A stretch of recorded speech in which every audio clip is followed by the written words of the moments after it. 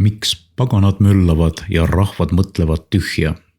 Ilmamaa kuningad astuvad esile ja vürstid peavad üheskoos nõu issanda ja tema võitud mehe vastu. Kiskugem katki nende ahelad ja visake menestelt ära nende köied. Kes taevas istub, naerab, issand pilkab neid. Oma vihast ta kõneleb siis nendega ja oma raevust ta teeb neile hirmu. Aga mina olen seadnud oma kuninga Siionile, oma pühale mäele. Ma annan teada issanda otsuse. Tema ütles minule, sina oled mu poeg. Täna ma sünnitasin sinu, küsi minult ja ma annan paganad su pärandiks ning ilmamaa otsad su omandiks. Sa peksad nad puruks raudkepiga, sa lööd nad katki nagu potissepa tehtud astjad.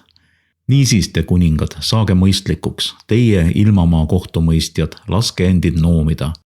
Teenige issandat kartusega ja ilutsege värisemisega. Andke suud pojale, et ta ei vihastaks ja teie ei hukkuks oma teel, sest tema viha süttib pea. Õndsad on kõik, kes tema juures pelgupaika otsivad.